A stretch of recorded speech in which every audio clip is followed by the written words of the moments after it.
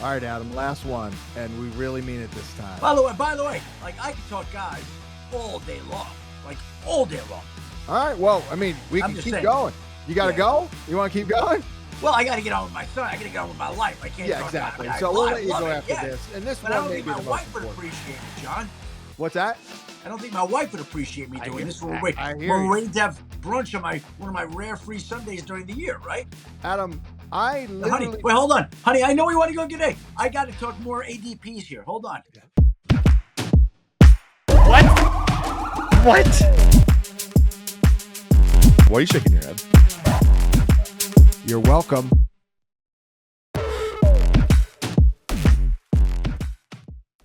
All across the fantasy universe, welcome one and all to the Fantasy Points podcast. I'm your host, Brian Drake, joined as always by the guru, the publisher of FantasyPoints.com, Mr. John Hansen. And folks, we got a show for you today.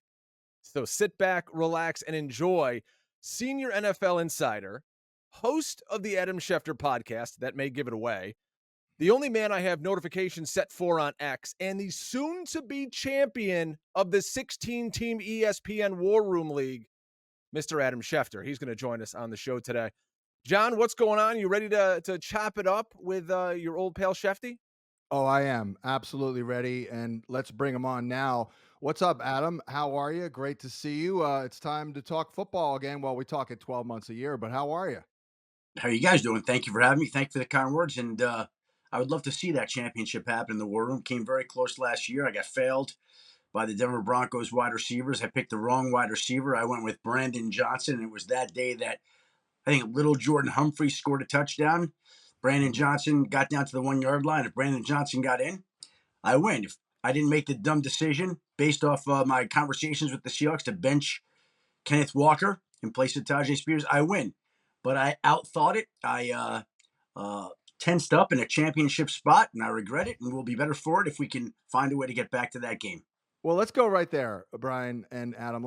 Let's get into Adam Schefter's life as a fantasy football fanatic, because I've told this story on the air once or twice, but in that week, for that weekend, I was trying to offer up any advice I could give to Adam, trying to use the power of the Fantasy Points data suite, looking at the data, and it was absolutely hysterical. We're on calls. Adam is working in coaches to ask questions and all that. And I know Brian had the question, in that league, when you make a waiver wire move or try to make a trade, do the people in that league, all ESPN people, of course, are they suspicious that you know something that they don't?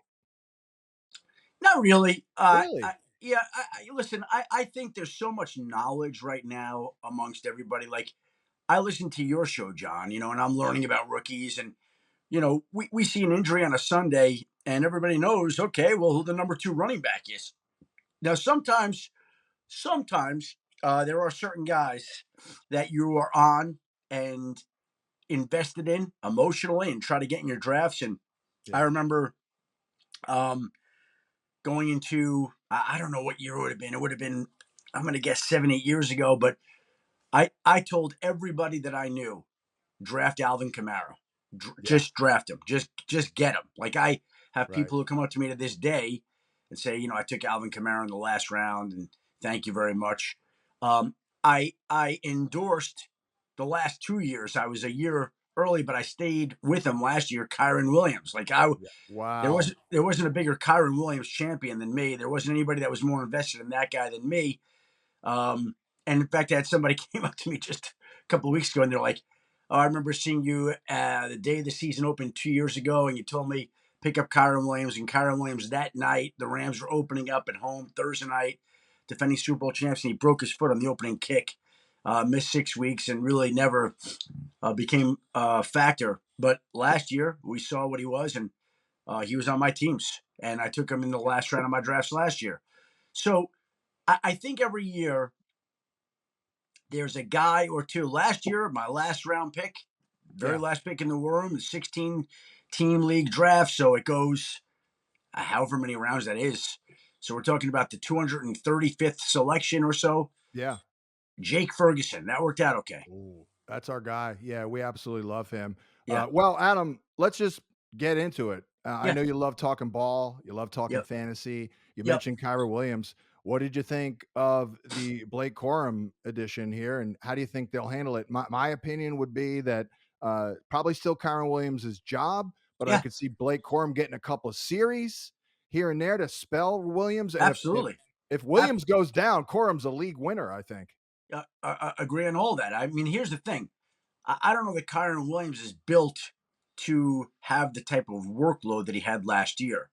And in a perfect world, you're not doing that. You're giving Kyron Williams, I think, 15 touches a game in a perfect world.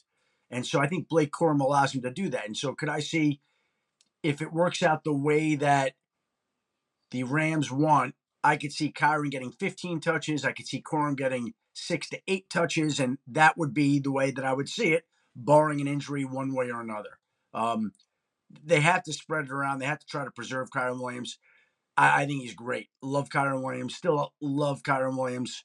Tremendous back, but they have to try to preserve him, and selecting Blake Corum helps accomplish that. How about Stafford last year, man? He was on an Yeah. absolute mission. And I mean, you kind of thought the career was going on the descent there, but he's like, no, no, no, no. I'm going to bring the extra juice. I mean, I think we all kind of saw it coming in the summer, right? He was kind of on a mission last year. I think people don't realize how good he was last year. Yeah. I remember speaking to some front offices, some coaches, and they're like, Matthew Stafford is an elite quarterback, elite, and people don't give him the credit that he deserves for being as great as he is. Matthew Stafford is playing himself into the Pro Football Hall of Fame in my mind. And when you talk to coaches, they have great respect and regard for his talents and abilities. Well, we could spin it forward with that same team. We saw last year, Adam, the emergence of Puka Nacua. If folks were out here listening to our guy Brett Whitefield all over the Fantasy Points podcast network on SiriusXM, he was talking up Puka Nacua. And I think people didn't really understand. They're like, man, this guy, he's a mid-round pick. He comes out of nowhere. Now you look at his ADP. He's coming off the board on Underdog, Adam. He's wide receiver 6th. He's a top 10 pick. Yeah. If Cooper Kupp's fully healthy and that, they've improved the line a little bit, you still buying Puka Nacua as a top 10 pick this year? I am. And here's the great part about it. I go back to last year. And this, John, is where sometimes it is an advantage to have my job, right? So I remember speaking to the Rams the week before my drafts, and I'm like, okay, I always like to go back to the teams. Who do we feel really good about this year? Yeah. And so they said to me, I'll never forget this. I mean, damn, it was a huge deal. They go, well, Sean loves Kyron Williams. I'm like, well, we're all in there. I go, what about wide receiver? Because there seems to be an opening. And I had, one of their highest ranking members on the phone.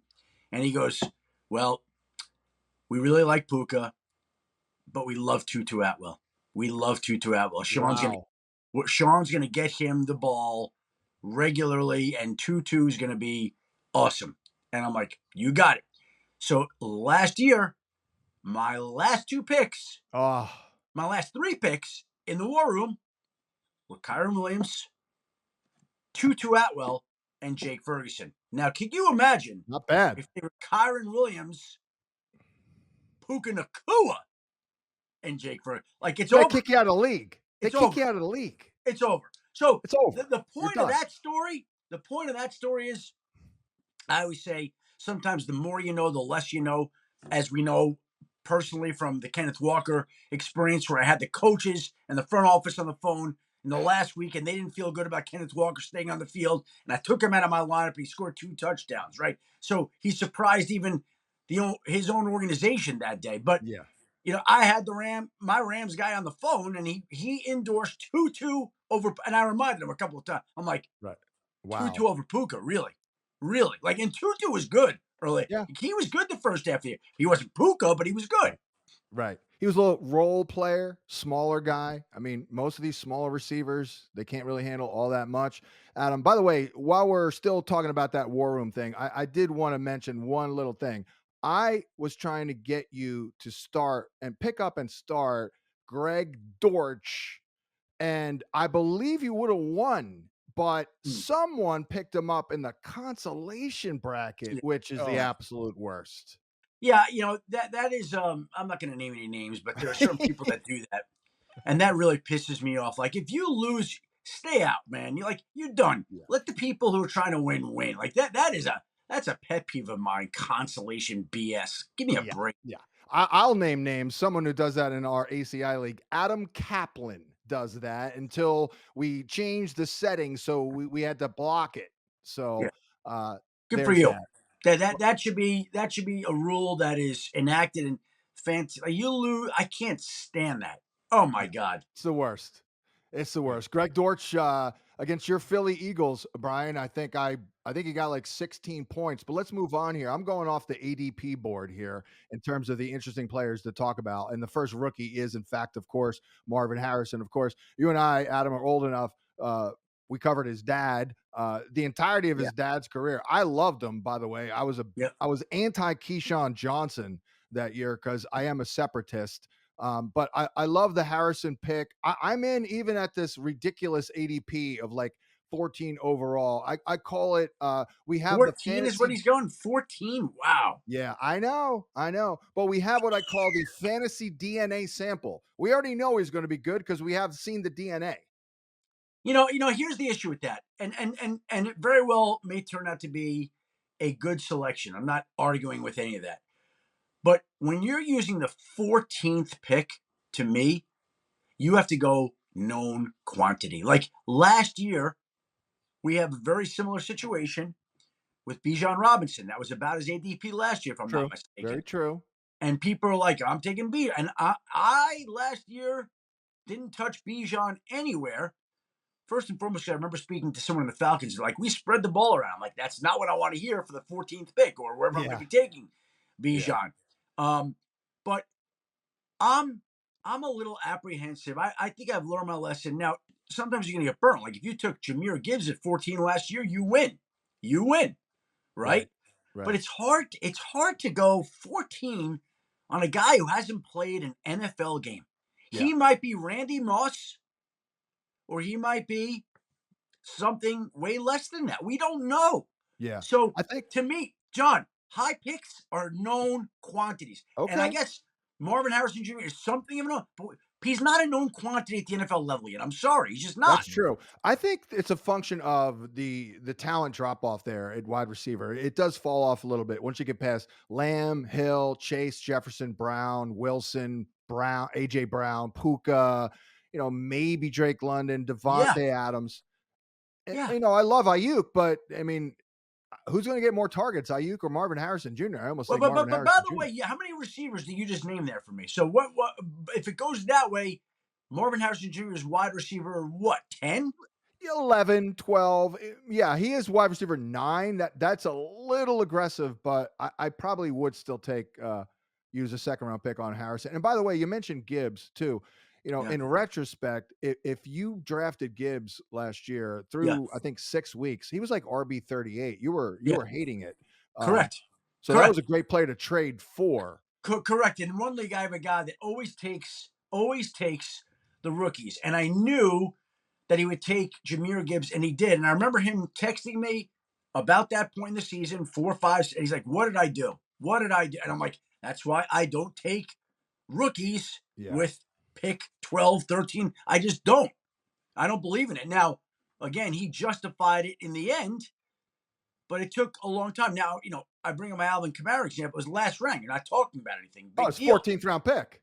Right. Whatever. It's fine. But to go pick 1 or 2 on a rookie, boy, I mean, it's aggressive for me. Yeah. By the way, let's just chart out the path back to Marvin Harrison Jr. Who else do they have? They have Michael Wilson, who I like. Injury. Your boy Greg Dortch. Greg Dortch, who I like. They just added another one. Zay Jones. Like, they have some guys. They do. Right? That are pretty. Michael Wilson's a baller. I like that guy a lot. He is. Okay. So, what if Marvin Harrison comes in and makes an impact and catches 55 balls for 800 yards and 8 TDs and looks good? Yeah. And you say, well, he's a good player. He's going to be really good. He's going to be even better the second year when we're going to be on him. Right. But was Well, that Brian, worth wide receiver 9? No. Man, I don't know. maybe.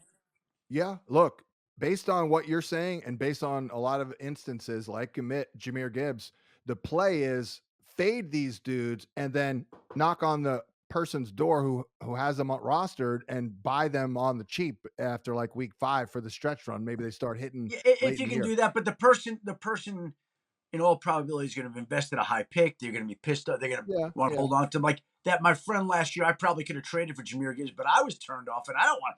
Even then, I'm like, I'm not trading for that guy. All right. All right. All signs in that offense may point to another massive year for Trey McBride. And there were folks last year who Also were on drafted. my team last year. Yeah. By Awesome. the way. So, Adam, I want to ask, you do a lot of best ball. You're also in this big 16-team league.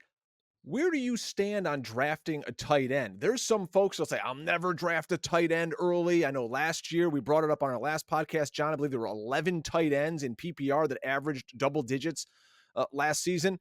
So, Adam, where do you fall with tight end? Are you looking to take a guy early, maybe a Laporta, a Kelce McBride, Dalton Kincaid could break out this year, or you're trying to get some value later? And also maybe a couple of tight ends you got your eye on this year. Well, I would say this, that your stances and beliefs and philosophies, I guess, are constantly evolving, right? Where I'm at today would be there are 2 guys I think that I would consider taking with a relatively high pick. And then I'm sitting out and I'm waiting. And I'm waiting. And I'll take a tight end later. Like I took Jake Ferguson in the last round or the second to last round last year, whatever it was. And I'll wait again for some of these other tight ends because there are some guys later on that'll be good. That'll be just fine. And that'll emerge. Now, Jake Ferguson came through, and that's what you're hoping to get out of one of your last picks. I got it. But I think there's a couple of guys up top that I'm comfortable using a relatively high pick on.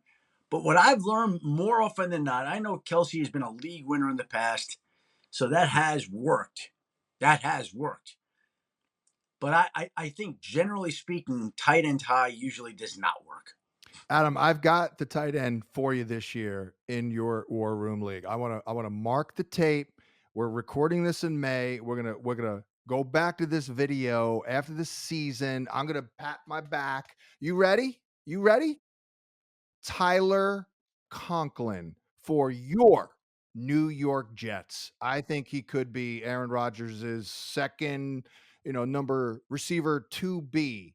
No worse than the third option for Aaron Rodgers. I know the Jets are really high on him. We don't know much because he's had bad quarterback play. What do you think about Tyler Conklin? That's a perfect example of a guy that I'd rather wait on. Oh, yeah. And then go take somebody in round 4, 5, 6, like where you're pushing to fill that slot without the right guy. Like to me, Sam Laporte is a stud. Dalton Kincaid's going to be a stud. Yeah. I do love Ferguson this year, by the way. He's like not cheap. He's not expensive. He's not bad. What's his ADP? About 100? Yeah, let's take a look. Because when we break that down, when I really look at it, I try to look at, okay, what are they doing? It's about 86, tight end 9. We know that So by the way, so tight end 9, 86, so you're going to have to take him in a spot where there's probably like some number 2 running backs, some middle tier quarterbacks, right? I could call that up, but I do think he could be impactful. I mean, Dak loves throwing to the middle of the field. CD is going to command a lot of attention. They lost some guys. Gallup, I really do think Ferguson could be like a full-on breakout. Listen, he broke out last year. I'm a Jake Ferguson fan. I like him. I have no problem taking him. The question is, what is the value and what is the opportunity cost where you're going to have to take him? That's all I'm saying. Yeah. Well, here's one. Jordan Love, by the way, real quick. Jordan Love is going 2 picks after Ferguson. I do love That's my Love. point. That's my point. So, like, again, if you haven't addressed the quarterback yet and you stocked up at running back and receiver, are you going quarterback there or are you going to go tight end there? See, that's a perfect example.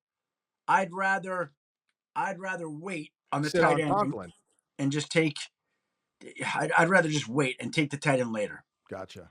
There's a lot of intriguing names going around Ferguson. Dak Prescott, Christian Watson. We'll get into that Green Bay offense in a second. Najee Harris, Jordan Love, Tony Pollard. Yeah. So True. a lot of guys are. Well, let's go to Christian Watson. He's in this Green Bay offense. We saw Jordan Love explode onto the scene last year, a team that, you could argue, kind of blew it and maybe should have been playing in Las Vegas last year. But they've got all these young guys, Adam, that kind of came out of nowhere. The Dobbs and you've got Watson. And do you buy into this offense? Do you buy into the ascension of Jordan Love? Do you think he takes even that next step to become one of the great quarterbacks in the NFL right here? And if you got to take some of these wide receivers in Green Bay, which one you got your eye on?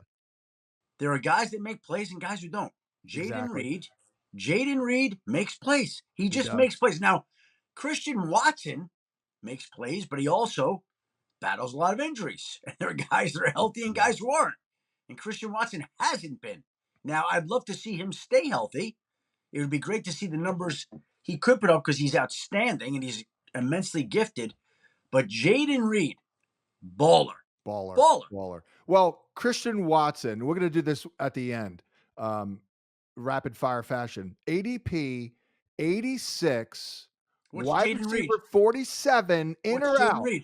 He's 60, wide receiver 34. Wow. I like him. But would you let's say Reed goes, someone else gets him, and you need a third receiver, and Watson's on the board, wide receiver 47, Adam. There's a lot of upside from there. A lot of upside, but there's downside at that spot because now we're passing on Jake Ferguson or Jordan Love or somebody to fill out that roster, and those are the choices that help make and break a fantasy roster. All right, Adam.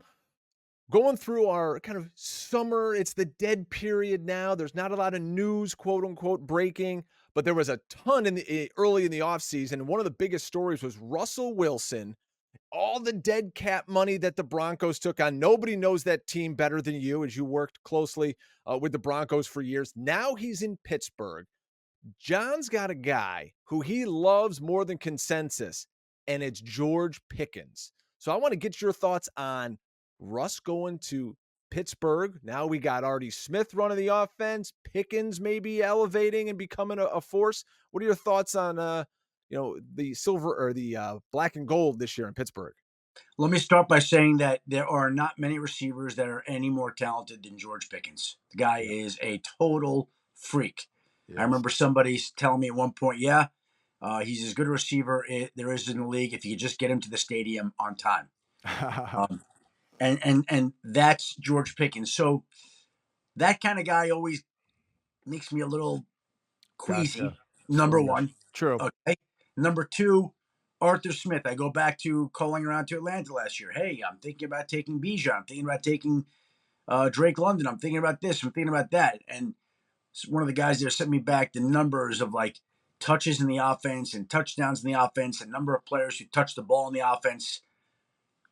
And Arthur Smith, typically, I know he had Derrick Henry, and Derrick Henry, that's a little bit of a different story. But again, Arthur Smith does a great job of spreading around the ball, which is good for offenses, but not good for your fantasy teams. Mm-hmm. So that's factor 2 that works against George Pickens. Number 3, we don't even know who's going to play quarterback right now. We think it's going to be Russell Wilson. He has, according to Mike Tomlin, the pole position, but we'll see how that plays out. Maybe Justin Fields is a quarterback at some point. Don't love the whole situation with that as it pertains to George Pickens becoming a high pick. Do I love George Pickens' talent? Absolutely. Do I love some of the other factors around him? Not particularly. And by the way, I'm going to guess without even having looked. George Pickens ADP, I'm guessing 30. Let's take a look. I think it's about 50. You talk about wide receiver 30? No. Yeah, close. 46. Okay. So I was a little higher. Yeah. A little higher. Probably not taking him. That's me. Okay. Now, in some best balls, you want to throw George Pickens here or there? Fine. Okay. But is he going to be on my fantasy teams? Oh, boy. Probably not. Probably not for the opportunity. I'm probably going to look elsewhere. Like, give me some of the players around him at 46, John. Okay. Isaiah Pacheco, Dalton Kincaid, Amari Cooper, Mahomes going. I do like Mahomes this year to bounce back and have a better year. So James Cook, Keenan Allen, Mark Andrews, Rashad White. I like George Pickens. But I don't know that I'm going to take him over some of those guys. Okay. Well, Adam, I did have to ask you about the 49ers. Brian mentioned your familiarity with obviously the Broncos. You're tight with the Shanahans. Now, when I was at the Senior Bowl, I absolutely fell in love with the wide receiver Ricky Pearsall out of Florida. Then I set up an interview with him at the combine. One of the best dudes ever. One of the best vibes I ever had. I really like him a lot. Shocked that the Niners took him. So what are your thoughts on that? Why are you shocked that the Niners took him? Because I wasn't shocked, but I was surprised that they took him without moving on from Debo or Ayuk. So a little surprised, a little bit of redundancy there. I mean, look, we struggle with fantasy decisions with Ayuk, Debo, and Kittle and McCaffrey with there only being one ball. So it's just a little watered down now. Well, here's what I would say. Again, not as it pertains to fantasy, but Brandon Ayuk currently, as we tape this, is headed into the last year of his contract. Now they're trying to get an extension done. Jawan Jennings is headed into the last year of his contract. Debo Samuel is headed into the last year of guaranteed money in his contract. Yep. And so there are questions. There's some question with each of their top three wide receivers. So, there's a scenario where two of those three receivers may not be there next year. And you don't want to just have to rely on the draft next year to replenish the roster. You're going to have to pay Brock Purdy, so it's going to be hard to go pay a wide receiver in free agency. So I think the pick of Ricky Pearsall, they also drafted a wide receiver in the 4th round. I think these are picks for the future, John. That's what they are. Like they're picking these guys to groom them now, to have them ready. And I'm sure that if they are as good as they think, that they can contribute this year. But these are picks with an eye as much on the future as there is this season. Yeah, it was totally fair, but they are on the precipice there, so that is a little bit of a sticky situation. But do you like Ricky Pearsall too? Have you heard good things from him? He's a little polarizing. Some people think he might have to be only inside, but I don't see that. It's funny. I had a guy telling me all about him going in the 1st round a couple of weeks ago. I'm like, Ricky Pearsall? Like, really? Like, I hadn't heard much. And yeah. I'm like, wow, okay. Like, again.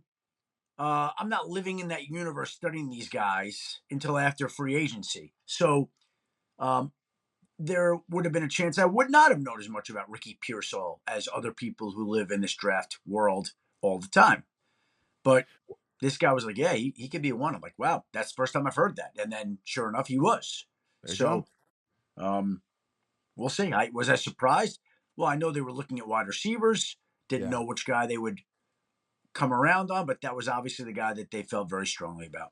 Well, Adam, the time has already gone, so we'll try and cover a lot of content in rapid fire fashion. So we're going to play this little ADP game. I know you love the ADPs, and you are a discriminating purchaser, if you will. Like you're conservative to an extent, and hey, that's your route.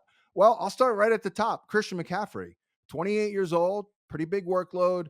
1 is the ADP, RB1, player 1, in or out on CMC at 1. The funny thing is, John, last year he was my number 1 player. And wow. he was not the number 1 player universally at all. Like, I remember my friend, my boss at ESPN, Seth Markman, drew the number 1 pick in the ESPN World League, and he's like, who would you take? And I said, you could ask. I said, Christian McCaffrey. He goes, McCaffrey? Really? I'm like, that's who I would take. He took Justin Jefferson. And so I was big on CMAC 1 last year. Number 1 overall. All right. When I did best ball drafts, he was my number 1 guy. I don't feel that with him this year. 1. Listen, prolific player, unbelievable.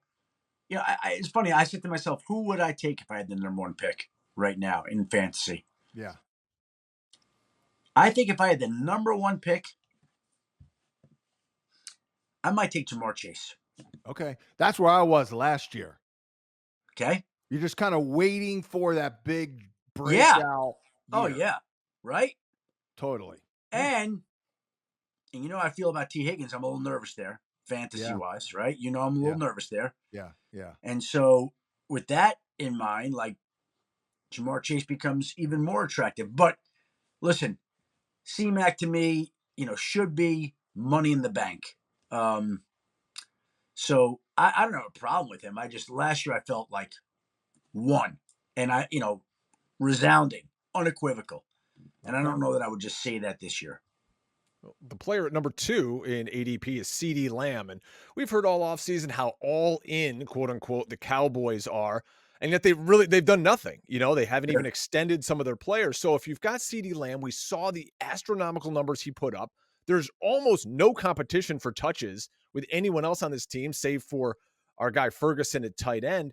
Yeah. I mean, if Mike McCarthy's maybe coaching for his job out there, Dak's playing for a contract, CeeDee's going to get fed, right? Yeah, you would think he would. I just worry about their season a little bit going sideways, the way that they've attacked the offseason. Like, what if that does happen? Mm-hmm. What if it goes sideways? And it might not. I mean, that might be really good again. But I think there's also a question that they might not be. And if they're not, we know what happens when those types of seasons happen. So I have a question there. I got no issues with using a high pick on CD. Safe pick, great player, gonna produce. Mm-hmm. But I don't rank my top. I'd be curious, to sit down and rank them, like how I feel like, and also to feel as it goes along. Like, it's constantly like, you're talking to people, like, you hear a couple of things, you're like, I'm gonna move CD up a little bit, I'm gonna move him down a notch or two. Just, to use John's phrase, vibes. There are certain vibes you get with guys, right? Yeah. And I have mixed vibes on the Cowboys as a whole right now. I have good vibes on my guy Jonathan Taylor and the Colts. Yeah, Jonathan Taylor, 15, in or out there, and maybe would you go Taylor or Saquon Barkley in that spot if you're looking for a running back? Love them both. By the way, like I have not been in on Saquon in other years. I'd be very much in on Saquon this year. Very much in. Very I love hearing that. As an Eagles fan. Well, look, he's going to be running in an offense that I think is going to be improved behind a great offensive line. Has he ever done that before in the NFL? I don't know. Now, Kellen Moore, good or bad for running backs, fantasy running backs? I think he's pretty good. Just bought a house around the corner from me, by the way, here in South Jersey. I think he did a hell of a job 2 years ago getting Tony Pollard in space with the Cowboys. Yep. Yeah, I'm in on Saquon. Okay. I like it. And let me hit you with one kind of aging guy. I was kind of out on him last year. He had like 2 I'm big usually games. out on aging guys. He's an agent. He doesn't like the old guys or the really young guys. This guy's got a top 20 ADP. I like really young. I love really young guys. I don't like using my first round pick on a really young guy. Well, gotcha. Here's a guy out in the desert in Vegas, Davonte Adams. I mean, quarterback situation a little up in the air. We're talking Minshew. We're talking Aiden O'Connell. You're going to spend a second-round pick on a guy who has arguably a Hall of Fame career. I'm out on him. I don't want to get in the Davonte Adams business this year. Love Davonte as a player. Love him as a player. Unbelievable player. But I don't know. We don't know who's playing quarterback for him. We just don't know. No. And do you think that the Raiders? I mean, they might be though under Antonio Pierce. They might be, like the way he has them playing. Are you confident that they're going to be alive and kicking at the end of the year to where they're going to be incentivized? And if they're not, now we got an older guy in that situation. Yeah, not a lot of hope there.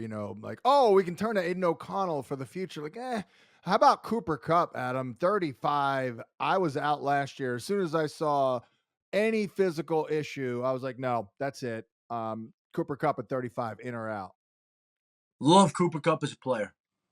Won't be taking him in fantasy. That's me. Yeah. Love him as a player. Love him. Freak. Unbelievable. And when he plays, I'm going to hate playing against him. I'm going to hate it. But he's just not going to be on my team. Yeah, no doubt. What's his ADP? 35. Well, that is a little tempting, but it's just not my kind of pick. Well, he's going off the board after Kelce. Kelce at 38. I'm in. You're in on Kelce? Yeah, I mean, there's a little bit of a drop off, but look at the production in the Yeah, no. playoffs. I You think know they're what? going to manage him Have a little you bit, have you Adam, have this you year. have you seen his yards per catch average through the years? Yeah. Straight down. They're And, saving and for let the me say playoffs, this: it seems. I last year I took Kelce in the first round in one of my leagues. Like I had in a 12-team league, I had the 11th pick. You remember he hurt his knee that first week, and in most drafts, his ADP was like top 3. He was going top 3. Right. Hurt his knee, and in this particular draft, he slid to me at 11. I'm like, oh my god! I took him, and again, as a player, huge fan, huge respect. As a fantasy tight end, last year wasn't great. And a year later, a year older, Wow. But fourth round, though. I mean, that's fourth round fourth compared round, to like 5 overall. fourth round is interesting. Again, doesn't meet my profile of my fan. Like I'm not taking 35-year-old guys. I'm just not doing That's it. true. Like, I mean, I'm generally with you here. I'm not doing that. I hear you. Bouncing around, I'll give you Dalton Kincaid at 50. Young guy. Is he a rocket ship? Like him, like a younger guy. I like ascending players. Me too. Yeah, for sure. That's it. Dalton Anthony Kincaid, Richardson at 56. Yeah, ascending. Like, give me guys in their second, third years. Give me guys that haven't gotten the big contract yet. Give me those. Give me the young, fresh legs. That's what I'm looking for. Now, again, I'm not going to be closed off to where all of a sudden Travis Kelce's sitting there at 43 and I wasn't expecting that. Well, I'll take him. Okay. Even Cooper Kupp, I think about at 40, like, boy, that's not the guy I'm setting out to draft. It's not the guy but he's sitting there. He's a great, you know what? I'll throw a dart at a veteran. But generally speaking, out. Last guy for me. One more, Brian, real quick. Yeah, you're a Michigan man. Nico Collins with the Texans got an ADP of 23. They added Stephon Diggs, Tank Dell coming back. That seems a little rich for me. What do you feel? Love the player, love the situation. Rich because of all the players, exactly as you're saying. Like 23. Like who else is around there? Give me some of the wide receivers around there. Debo, Mike Evans, and then Diggs is a few after him. DJ Moore, Waddle. DJ Moore, Waddle both interest me more than Nico Collins, who I really like. Like last year, I'm watching Nico and I'm saying, man, I wish I had more Nico. Like the guy's really good and they love him. But with all the target, like all the players they have, like, like there's a lot of guys there. Yeah. Now he figures to be the one. Right. So, I mean, what do we think at the end of the year? Nico Collins' numbers are 80 catches for 1,200 yards and 11 touchdowns, something like that. Like, I can tell you what I have him for in a second here. And by the way, I think I love Tank Dell, but he's the one who I think is just a little pricey. I've got Nico. Actually, to your point, and all of our points about there being only one ball, I have got him down 70 grabs for 1,000 and 6 touchdowns, wide receiver 23. So I'm a little behind the ADP there. Yeah. Okay. But by the way, our numbers, just me doing it off the top of my head, we were 10 catches apart. We were 100 yards apart. We were 5 touchdowns. My touchdowns were probably a bit generous, but yeah. Great player, rich price to go get him. And that's the kind of thing, like all of a sudden I'm drafting and I have the 31st pick and Nico Collins. I'm going to feel a lot better about Nico Collins at 31 than I am 23.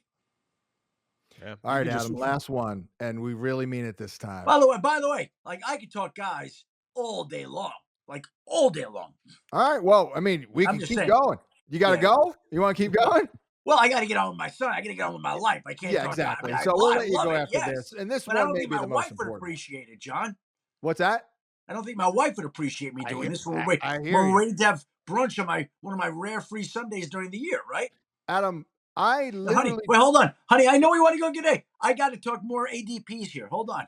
No. I literally do not contact you thinking of your family, so that's why I don't bother you as much. But real quick, this is the most important one. ADP at 60, a new regime in Atlanta, Kyle Pitts.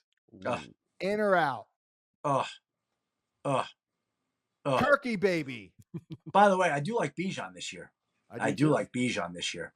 Like, I love Brees Hall too this year. I think Brees Hall, Bijan Robinson, Jonathan Taylor, Jahmyr Gibbs, the elite, young, versatile, durable running backs. I think they should go up the board and all be taken actually in the top like 7. Saquon too. Okay. Saquon too. Here's the thing on Kyle Pitts. I'm haunted by taking him in the second round 2 years ago. Like, I'm so scarred by that. Like, he literally sunk my season. Yeah. Right? So you're getting a biased point of view. Like, am I going to take him? Probably not. But I will say I do like him. Yeah. I do like him in that offense. In that situation with that quarterback, I do like him. But for me to pull the trigger on that guy, that's going to take some cojones. I'll just tell you that right now, like that. But that's what fantasy championships are made of. It's getting past your scars, getting past your biases, your grudges, making moves that need to be made to pull through to win the championship. Now, again, Kyle Pitts, that's going to, like I said, that we're going to have to summon deep into the recesses of my abdomen to pull out the guts to make that pick. Well, Brian, we'll end it on this note. My favorite story of all time. 20 years ago, Adam Schefter was my Denver Broncos insider. There was a star player named Clinton Portis who had a late game. No one knew if he was playing. It was a late kickoff. This is back when a lot of leagues, you had to have the whole lineup in by 1 o'clock Eastern. Adam Schefter at 3 a.m. sends me an email. Portis is going. I sent it off to subscribers. I got 50 replies back. Are you sure, dude? 170 plus yards and 2 touchdowns for Clinton Portis that day. Well, beyond that, I will say this. I was on Clinton Portis to everybody in fantasy 20. Like, I remember watching him as a rookie. Yeah. You could look it up. There was a Denver Post article I did on about the 3rd or 4th day training camp. And I remember literally getting a comment, just one sentence from each defensive player in camp. So wow. I said, and I remember the story, basically, I'm paraphrasing, but I'm not far. I said, Clinton Portis has been the story of camp. He has left defenders breathless. Here's what they say. And I just listed the comments. Wow. Like the first comment was, this guy's like Frogger. You can't catch him. Yeah. The second one was the guy's it's like trying to catch smoke in midair. Like, yeah. And it was just like literally 20 comments, and that was the story. And everything that was in there was right. Everything. Because he was electric right away. I had a magazine. It was the first year. It was going into his second year. And the headline was 5 reasons why Clinton Portis is for real. And the guy just totally delivered and proved every point to be correct. He also transformed his body late in the DC years, became a grinder. Yeah. Again, on the day-to-day basis, I think there are a lot of fantasy football players who are really smart. There aren't a lot of people who have a distinct edge there. But every year, John, I got a guy or two in my pocket. Yeah, I'm sitting on that I believe make a difference. And guess what? I think I got a guy or two already. I got one guy. Yeah. I'm not going to share with you just yet. I got one guy who I will be taking in my drafts. Adam will tell me this via text Labor Day weekend. That's right. Honoring a time-honored tradition. That's right. That's the Schefter bomb everybody's waiting for right there, is that one. Well, folks, make sure you're also not just following Adam on Twitter, X, whatever you call it, because everybody already does that. But go over and check out the Adam Schefter podcast. It's really well done. It's one that I personally listen to myself, Adam. I know you take a lot of pride in it. And it's a fun listen, and you can get a lot of nuggets from that as well. Appreciate you taking the time, and you can actually go enjoy brunch with the family today. Yes. Yeah, well, we're already late, but that's the way it goes. There were ADPs to discuss, and hopefully we flushed out some selections for people to make here in the coming weeks, which we love fantasy football drafts. We love fantasy football. We love what you guys do, so thank you for having me on today. You're the man, Adam. Blame all the tardiness on me. It's all my fault. Enjoy the family. It usually is mine, John, so that'll be a nice welcome. I hear you.